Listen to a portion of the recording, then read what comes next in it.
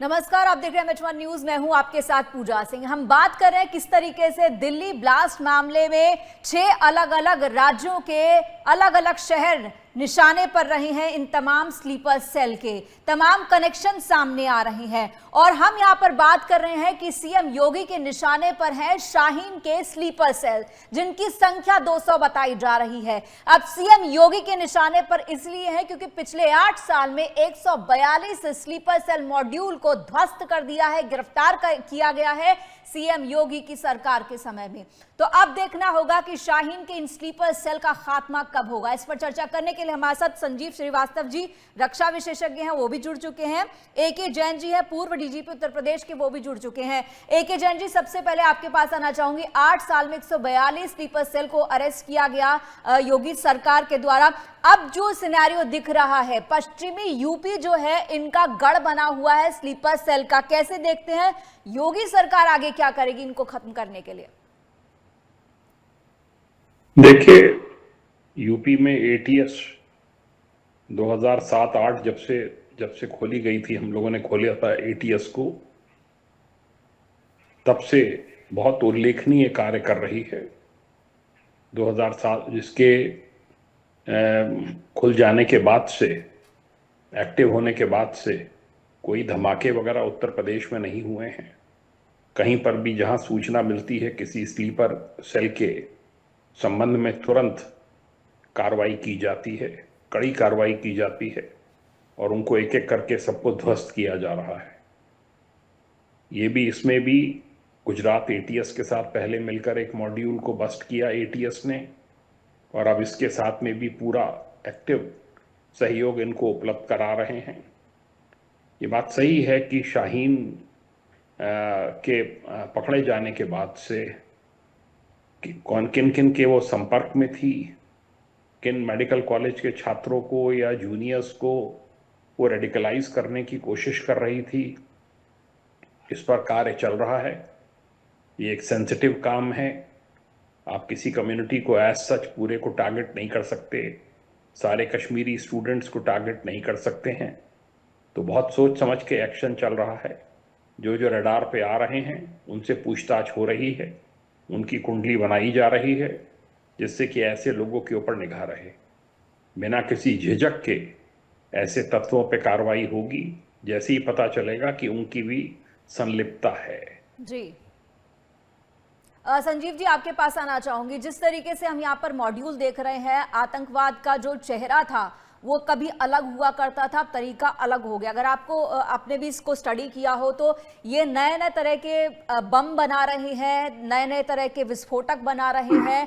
जो इनका तरीका है, जो इनका बम बनाने का टेक्नोलॉजी है, वो बदलती जा रही है। आपने भी पढ़ा होगा कि ये नाइट्रोजन, फास्फोरस, इस तरह के जो केमिकल्स है वो इकट्ठा कर रहे हैं, उसको बना रहे हैं। इसे कैसे देखते हैं कि आतंकवाद जो ये फैला रहे हैं उनको कैसे रोका जाए, उनका जो माइंड सेट है उसे कैसे पढ़ा जाए, कैसे ट्रेस किया जाए? देखिए, माइंडसेट तो उनका शैतानी है, आसुरी है, राक्षसी है। और ये जो है इस तरीके की इनके अंदर ब्रेन वॉशिंग भी की गई होती है कि ये जो कृत्य कर रहे हैं वो उनको जन्नत में अनेक उनको सुविधाएं देगा, और उनको जिहाद के नाम पर इस तरीके की मानसिकता उनके अंदर पैदा कर दी जाती है कि जो दूसरे धर्म के लोगों को मारना एक तरह से उनको जस्टिफाई करने की जो कोशिश की जाती है। तो इनका जो माइंड सेट है वो बहुत ही ज्यादा जो है नेगेटिव होता है, बहुत ही ज्यादा, जिसको मैं कहता हूँ शैतानी मानसिकता के साथ ही काम करते हैं, आसुरी मानसिकता के साथ काम करते हैं। और इसके साथ साथ ये भी आवश्यक है कि ऐसे जो भी रेडिकलाइज्ड इंडिविजुअल्स हों, चाहे वो किसी भी पद पे क्यों ना बैठा हुआ हो, अब तो जो ट्रेंड सामने आ रहा है वो तो बेहद चिंताजनक है कि डॉक्टर्स जैसा एक नोबलेस्ट ऑफ द नोबल जो प्रोफेशन कहा जाता है, उस कम्युनिटी के जो लोग हैं वो इस तरीके की मानसिकता से ग्रसित हो जा रहे हैं। उनके अंदर भी इस तरीके की जिहादी और रेडिकल इस्लामिस्ट मानसिकता आ चुकी है कि वो अब इस तरीके की साजिशों में वो शामिल हो गए हैं। डॉक्टर्स को तो धरती पर भगवान का रूप माना जाता है और ये जो कार्य कर रहे हैं वो पूरा शैतानी कार्य है। तो ये जो मानसिकता की जो आपने प्रश्न पूछा है, ये बेहद महत्वपूर्ण प्रश्न है। और देखिए, एक बात मैं और से कहना चाहता हूं कि ये जो रेडिकलाइज्ड जो भी इंडिविजुअल्स पकड़े जा रहे हैं, जो भी आतंकी अतिवादी सस्पेक्टेड जो हैं वो पकड़े जा रहे हैं, इनके खिलाफ तो एग्जाम्पलरी पनिशमेंट होना चाहिए कि इनको मिसाल दी जानी चाहिए कि किसी ने इस रास्ते पर अगर जाने का दुस्साहस किया है तो उसका अंजाम ये होगा। लेकिन साथ ही साथ उसके जो मास्टर माइंड्स हैं, जो उसके जो ब्रेन वॉशर्स हैं, जो इस तरीके की शिक्षा देते हैं, जो क्लैश ऑफ सिविलाइजेशंस की शिक्षा देते हैं, जो कि जिहाद इत्यादि के नाम पर जिंदगी जंग है, जिंदगी संघर्ष है, इस आधार पर जाहिर है कि आप दूसरों को मारने को जस्टिफाई नहीं कर सकते। आप अपने अंदर की जो बुराइयों को लड़ने का अगर आप कार्य करते हैं तो वो उसको आप अपना जिहाद इत्यादि का नाम दे सकते हैं। लेकिन दूसरे धर्मों के लोगों को मारना, निर्दोष लोगों को मारना, उनकी हत्याएं कर देना, ब्लड सेट कर देना और ये कहना कि हम जिहाद कर रहे हैं, हम जो है जिंदगी जंग है, ये जो मानसिकता है, जब तक इस मानसिकता में बदलाव नहीं आएगा, जब तक कि ऐसे लोगों को कड़ी से कड़ी सजा नहीं दी जाएगी और इनके अंदर इस तरीके का सेंस नहीं पैदा किया जाएगा कि ये जो भी कुछ कर रहे हैं ये शैतानी कृत्य है, इसको किसी भी आधार पर जस्टिफाई नहीं किया जा सकता है, ये सिर्फ और सिर्फ आतंकी कृत्य है, शैतानी कृत्य है। तो मेरा ऐसा मानना है कि ये जो आपने प्रश्न पूछा है, मेरा मानना है कि बहुत महत्वपूर्ण है। आतंकवाद के संदर्भ में मैं हमेशा से ये कहता रहा हूं कि 2 स्तरों पर कार्रवाई आवश्यक है। यदि मानवता को आतंकवाद पर लेकिन मेरे को लगता है संजीव जी कि कार्रवाई से ज्यादा जरूरी ये है कि आपस में कम्युनिकेशन हो और कभी भी किसी भी चीज का फॉलो अप बंद ना किया जाए। यहाँ पर ए.के. जैन जी, मैं आपके पास आना चाहूंगी। जिस तरीके से यहाँ पे पूरे इस ब्लास्ट के अंदर जैश ए मोहम्मद का नाम सामने आ रहा है, जैश के साथ जो है popular front of India PFI जो कि बैन हो चुका है, बताया जा रहा है कि वो स्लीपर सेल की तरह काम कर रहा है जैश के, जिसके कि 50 जो है लोग सक्रिय हैं, 50 सक्रिय सदस्य पश्चिमी यूपी में है और इन सब की भागीदारी जो है, जिसमें कि शाहीन का भाई परवेज भी है, ये तमाम लोग जो है ये पहले भी अरेस्ट हो चुके हैं। इसे कैसे देखते हैं? क्योंकि जिस वक्त अगर आपको याद होगा जो NRC के ऊपर हुआ था, बवाल हुआ था, उसका विरोध हुआ था, उसमें परवेज का नाम सामने आया था, उसको अरेस्ट किया गया था। उसके बाद जब वो बाहर आया तो उसके बाद वो अंडरग्राउंड हो गया। तो मुझे लगता है कि फॉलो अप किसी भी चीज का बहुत जरूरी है। हर चीज का फॉलो अप किया जा रहा है।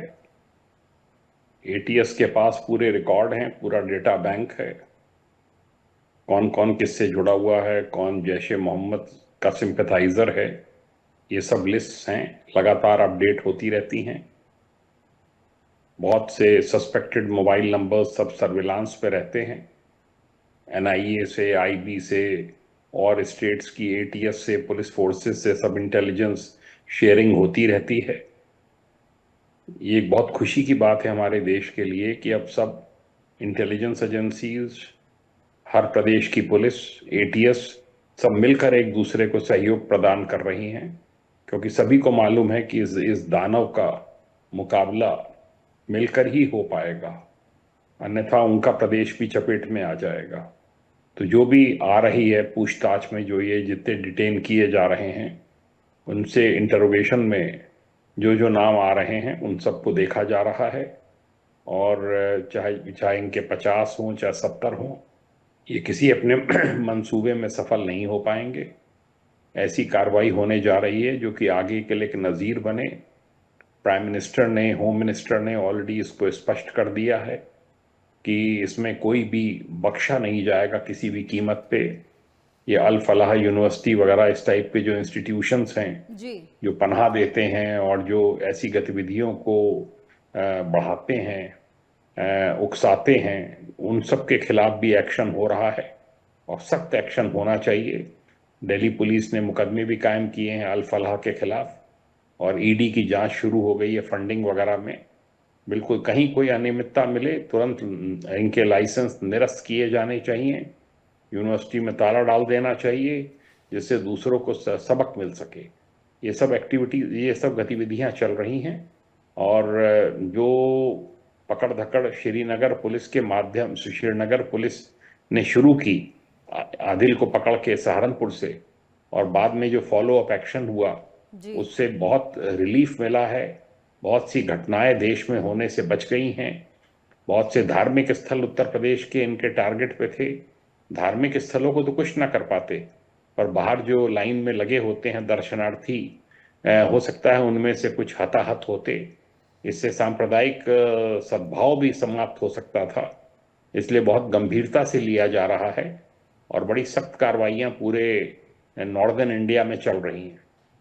जी, जिस तरीके से आपने सिक्योरिटी की बात की है, यहाँ पर एक दिलचस्प बात यह है कि हमारे धार्मिक स्थल जो हैं, मंदिरों को ज़्यादा सुरक्षा की ज़रूरत पड़ती है, मस्जिदों को नहीं पड़ती है सुरक्षा की ज़रूरत, क्योंकि मस्जिदों में हमने इतनी सुरक्षा कभी देखी नहीं जितनी हम धार्मिक स्थलों पर, मंदिरों में देखते हैं। यहाँ पर संजीव जी, मैं आपके पास आना चाहूँगी, आप कैसे देखते हैं कि पीएफआई को बैन कर दिया गया लेकिन वो सब लोग अंडरग्राउंड हो गए? सिर्फ एक संस्था को बैन कर देना काफ़ी नहीं होता। इस तरह की जो संस्थाएं होती हैं जो आतंकवाद को जो पनाह देती हैं या उस तरह की मानसिकता को बढ़ावा देती हैं या फिर किसी के लिए ऐसे काम करती हैं, तो उसको बैन कर देना काफ़ी नहीं है। उसके लिए जो काम कर रहे हैं उन पर नकेल कसकर रखना बहुत ज़रूरी होता है। देखिए, जैसा कि अभी जैन सर ने बहुत इंसाइटफुली बताया कि आज की जो सरकार है, आज का ये जो नया भारत है जी, वो आतंकवाद के विरुद्ध सख्त से सख्त कार्रवाई करने के लिए संकल्पबद्ध है, सक्षम है, समर्थ है।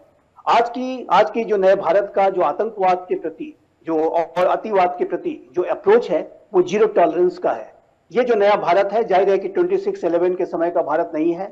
ये प्राइम मिनिस्टर मोदी के नेतृत्व का जो नया भारत है जो कि आतंकवाद के ऊपर सख्त से सख्त कार्रवाई करके दिखाएगा। और मैं एक बात कहना चाहता हूं, जब पाकिस्तान से ये आतंकवाद के जो लिंक्स पाए गए, हमने पाकिस्तान की टेरिटरी में जाकर के एक सर्जिकल स्ट्राइक की, एक एयर स्ट्राइक की, एक ऑपरेशन सिंदूर किया। उसी तरीके से अब जब ये देश के अंदर ही बैठे हुए जो देश के गद्दार, देश के जो दुश्मन हैं, ट्रेटर्स हैं, इनके द्वारा ये इस तरह के कृत्य को करने की जो साजिश रची गई है, इनके खिलाफ भी उसी तरीके का जो सख्त एक्शन होना चाहिए जैसा कि हम अक्रॉस द बॉर्डर जाके करते हैं। और मेरा ऐसा मानना है और विश्वास है, जैसा कि जैन सर ने भी इसको कहा, कि आज की जो सरकार है ऐसा करके दिखाएगी और इनके संदर्भ में ऐसी कार्रवाई की जाएगी कि इनके जो अन्य जितने भी सिंपैथाइजर्स हैं, जो भी पोटेंशियल जो टेररिस्ट हो सकते हैं अपने देश के अंदर, ऐसे जो गद्दार जहां कहीं भी छुपे हैं, उनको एक ऐसा मैसेज जाए कि यदि उन्होंने इसका रास्ता चुना तो उसका अंजाम यही होगा कि जो कि इनका हुआ है, जो पकड़े गए हैं। तो मेरा ऐसा मानना है कि एग्जाम्पलरी पनिशमेंट, एक मिसाल देने वाली, नजीर देने वाली जो कार्रवाई है वो सरकार करने के लिए संकल्पबद्ध है। आपने हमारे प्रधानमंत्री श्री नरेंद्र मोदी को सुना, हमारे जो गृह मंत्री श्री अमित शाह जी ने इस बारे में स्पष्ट कर रखा है और हमारा जो पूरा इस्टेब्लिशमेंट है वो इस संदर्भ में लगातार बैठकें कर रहा है। और मेरा ऐसा मानना है कि हमारे जो सम्मानित कोर्ट्स हैं, जो उनके जजेस हैं, वो भी इस बात को इंश्योर करेंगे कि इस नए भारत का जो अप्रोच आतंकवाद के संदर्भ में होगा वो जीरो टॉलरेंस का ही होगा। ये अब पहले वाली स्थिति नहीं हो सकती कि हम 26/11 जैसी इतनी बड़ी घटना हो जाए और हम कुछ ना करें, ये हो नहीं सकता। ये बदला हुआ भारत है, नया भारत है और इनके खिलाफ सख्त से सख्त कार्रवाई होके रहेगी, इसमें कोई दो राय नहीं होना चाहिए। लेकिन एक बात मैं और भी कहना चाहता हूं कि ये जो आपने आइडियोलॉजिकल जो लड़ाई की बात कही है वो भी बहुत महत्वपूर्ण है। और उस संदर्भ में जो मदरसे हैं, मदरसों के अंदर जिस तरीके की गुप्त तरीके से इस तरीके की रेडिकलाइज करने वाली जो जहां कहीं भी अगर शिक्षा दी जा रही है तो उसके ऊपर भी सख्त एक्शन होना चाहिए और ऐसे लोगों की तलाश और ऐसे लोगों को पहचानना भी आवश्यक है कि जो कि एक धर्म से दूसरे धर्मों को लड़ाने की बातें बच्चों को सिखाते हैं, उनको ब्रेन वॉश करते हैं। ये इस नए भारत में नहीं चलेगा, इस बात को भी हमें इंश्योर करना होगा। और इस तरीके की जो जहां कहीं से भी इस तरीके की शिक्षा देने वाले अगर कहीं पाए जाए तो उनके खिलाफ भी कड़ी से कड़ी कार्रवाई करके दिखाई जाए। ये जो नफरत को फैलाना, क्लैश ऑफ सिविलाइजेशंस को पैदा करना और अब तो अगर इसी तरीके का जो डॉक्टर्स जब इसमें शामिल हो जा रहे हैं तो अगर इस तरीके के ट्रेंड को नहीं लगाम लगाया गया तो ये तो बहुत ही खतरनाक है। अक्रॉस द बॉर्डर के एनिमी को तो हम जाकर के कहीं भी उसको टारगेट कर लेंगे, लेकिन जो देश के अंदर हमारे आसपास छद्म भेष में डॉक्टर्स और इंजीनियर्स बनकर के अगर कोई इस तरह का कृत्य करेगा तो हमारे लिए ज्यादा बड़ी चुनौती है। तो मेरा ऐसा मानना है कि इसके ऊपर एक कंप्रेहेंसिव जो रिस्पांस है, जो काउंटर टेररिज्म रिस्पांस है, होम ग्रोन टेररिज्म की जो आशंकाएं हैं, जो इसके जो खतरे हैं, इसके ऊपर भी गंभीरता के साथ विचार होना चाहिए और इनको आइडियोलॉजिकल काउंटर भी करने की आवश्यकता है। काइनेटिक एक्शन तो होना ही चाहिए जो कि सरकार करेगी, लेकिन साथ ही साथ आइडियोलॉजिकल जो काउंटर है कि जो कुछ ये कर रहे हैं उसको जस्टिफाई कहीं से भी ना कर सके, इवन कि बंद कमरों में, अंधेरे कमरे में बैठकर भी इसको जस्टिफाई न कर सके, इस तरीके की मानसिकता इनके अंदर बिल्कुल इंपोज कर देनी है कि जो ये कर रहे हैं शैतानी है, आसुरी है, राक्षसी है, और ये काम जाहिर है कि बड़ा कार्य है, लेकिन इसको भी हमें करने की आवश्यकता है, मैं ऐसा मानता हूं। जी, AK जैन जी, एक सवाल और भी यहाँ पर है कि कोई भी काम हो वो बिना पैसे के नहीं होता। अब इस पूरे ब्लास्ट मामले में भी 20 लाख रुपए का लेन देन हवाला के जरिए सामने आया है। अब ये जो पैसे वाला मैटर होता है, इसे कैसे रोका जाए? क्योंकि बिना पैसे के आप असला नहीं खरीद सकते, बारूद नहीं खरीद सकते, कुछ नहीं कर सकते, आप कारें नहीं खरीद सकते हैं। तो पहले मेरे को लगता है कि पहले उन तक ये पैसे का पहुंचना ही रोकना बहुत जरूरी होता है। तो क्या इसकी ट्रैकिंग पॉसिबल होती है? नहीं, क्यों नहीं पॉसिबल है? पॉसिबल है। हवाला ट्रांजैक्शंस पे रोक लग सकती है, ट्रेस किया जाना चाहिए इनके पास जैश ए मोहम्मद ने कहाँ से पैसा भिजवाया, ISI ने कहाँ से पैसा भिजवाया। शर्म आती है ये सोच के कि हमारे देश के पढ़े लिखे डॉक्टर जो कि टैक्स पेयर्स के मनी पे जो पढ़े हैं, वो ISI और जैश ए मोहम्मद जैसी संगठनों से अपने को जोड़ रहे हैं, फिदाइन बन रहे हैं। मतलब शर्मनाक है। और जो एक्शन लिया जाए वो कम है, और आगे के लिए भी इंटेलिजेंस एजेंसीज को, सब जो इन्वेस्टिगेटिंग एजेंसीज हैं, इन सबको बड़ा सतर्क रहना होगा। पूरे देश में हमें सतर्कता बरतनी होगी, क्योंकि इस प्रकार के सिर फिरे, इस प्रकार के जो देश के दुश्मन हैं वो जगह जगह हो सकते हैं जी। और जैसे ही पता चले, इसमें कॉमन लोगों का भी, पब्लिक का भी बहुत सहयोग मिलना चाहिए जी। जहां उनको सूचना मिले तत्काल सूचित करें अपने आसपास, बताएं कि इस तरह की कुछ सस्पिशियस गतिविधि उनके बगल में चल रही है, उनको संरक्षण ना दें। तो ये सब चीज़ें जो हैं ये करनी होंगी और किया जा रहा है, अवेयरनेस आई है। देखिए, सबसे इम्पोर्टेंट इंटेलिजेंस कलेक्शन होता है थाना लेवल का। थाना लेवल के इंटेलिजेंस कलेक्शन को पूरे देश में मजबूत करना होगा। एक डेडिकेटेड टीम हर थाने पे रहनी चाहिए जो पता लगाए जी। कि कहाँ पर नए सिम कार्ड खरीदे जा रहे हैं, कौन नए मोबाइल कनेक्शंस ले रहा है, कौन फेक पतों पे ले रहा है, कौन किस प्रकार की गतिविधि क्षेत्र में कर रहा है, कौन नए किराएदार आके रह रहे हैं जिनकी गतिविधियां सस्पिशियस हैं। ये इस टाइप की जो चीज़ें हैं, ये अगर ढंग से डील की जाएंगी तो हो सकता है कोई बहुत बड़ी घटना होने से पहले ही हम उसका पर्दाफाश कर सकें। जी। थाना स्तर पर इंटेलिजेंस कलेक्शन को बड़ा मजबूत करना होगा। एंटी टेररिस्ट स्क्वाड्स जो हैं वो छोटे छोटे हर थाने में बनाने होंगी पूरे देश में, और वही असली कारगर वही सिद्ध होंगे, और वहीं पे उसको रोका जा सकेगा, वहीं उनको दबोचा जा सकेगा। तो ये इस पे एक्शन चल रहा है, इस पे विचार चल रहा है। कई स्टेट्स ने इसको अमली जामा पहना दिया है, कई जगह इस पे एक्शन चल रहा है, विचार हो रहा है, होना चाहिए। थाने लेवल की जो इंटेलिजेंस है वो बेस्ट होती है, क्योंकि पब्लिक से कनेक्टेड होती है पुलिस, और उनको सब सूचनाएं मिलती रहती हैं कि कहाँ क्या गड़बड़ हो रही है। उसी को डेवलप करने की जरूरत है। जी। कहते हैं कि सुरक्षा एजेंसियां जो हैं उन्हें हर बार कामयाब होना होता है ताकि वो देश को बचा सकें, और आतंकवादियों का एक बार कामयाब होना देश को घाव दे जाता है। जैन साहब, आपका बहुत बहुत शुक्रिया। संजीव जी, आपका भी बहुत बहुत शुक्रिया MH1 न्यूज से पूरी डिस्कशन के लिए। तो हमारे इस खास पेशकश में फिलहाल के लिए इतना ही। छोटे से ब्रेक के लिए रुक रहे हैं, ब्रेक के बाद भी खबरें रहेंगी जारी। आप देखते रहिए MH1 न्यूज।